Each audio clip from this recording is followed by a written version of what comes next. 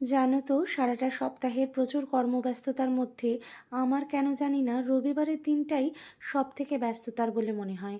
সকালবেলা ঘুম থেকে ওঠা, তারপরে ব্রেকফাস্ট বানানো, তারপরে ঘরের যাবতীয় বিভিন্ন রকম টুকিটাকি পরিষ্কার পরিচ্ছন্নতার কাজ, সমস্ত কিছুই কিন্তু এই বিশেষ করে রবিবারের জন্যই আমরা পেন্ডিং করে রাখি।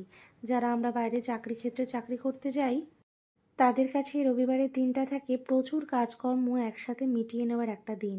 তো সকাল সকাল আজকে সুপি নুডলস দিয়ে নিজেদের ব্রেকফাস্ট কমপ্লিট করে সোজা চলে এসেছি বাজারে। তারপরে চলে গেছিলাম কেকের দোকানে। কেকের দোকানে এসে একটা ছোট্ট সুন্দর কেক নিয়ে নিয়েছি, সাথে পুজোর জন্য ফুলও নিয়েছি। কিন্তু বাইরে এত গরম পড়েছে যে বাড়িতে এসে একটু ঠান্ডা না খেলে চলছিল না, প্রচণ্ড ক্লান্ত লাগছিল।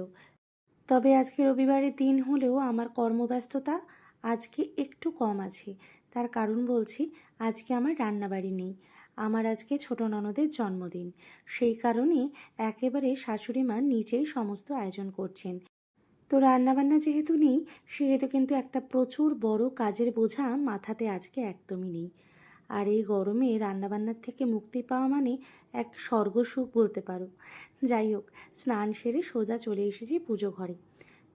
শাশুড়ি মা সকালবেলা এসে আমাদেরকে বললেন ননদের জন্মদিনটা এখানেই পালন করা হবে, তো সেই জন্য বাজারে যেতে। তো সেই জন্য ওই দুপুর রোদের মধ্যে বাজারে যাওয়ার পরে আর কি স্নান না করে থাকা যায়, এসে সঙ্গে সঙ্গে স্নান সেরে নিয়েছি। আর যেহেতু রান্নাবান্না নেই, সেজন্য ভাবলাম সুন্দর করে পুজোটাও সম্পন্ন করি। বাজার সেরে তখন ফুলের দোকানে গিয়ে জানতে পারি আজকে নাকি পূর্ণিমা। আর আমার এই রাধা মাধবকে তোমরা দেখছো, রাধা মাধবকে জানো একদিন যদি স্নান না করানো হয় তাহলে তার মুখটা একদম হাঁড়ির মতো গোমড়া হয়ে থাকে।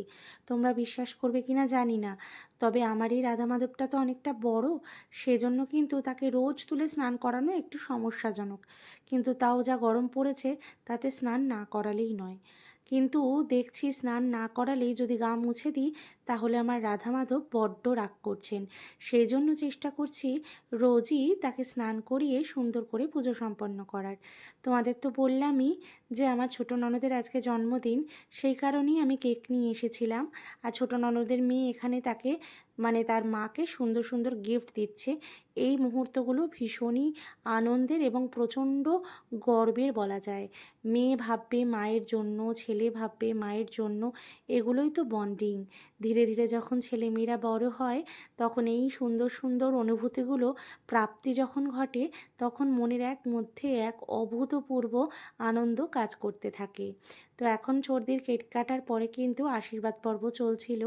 সবাই একে একে আশীর্বাদ করলো। সর্বশেষে সর্দির মা অর্থাৎ আমার শাশুড়ি মা আশীর্বাদ করে তার হাতে উপহার দিলেন। এরপরে সকলে নিচে বসে পড়েছে খেতে।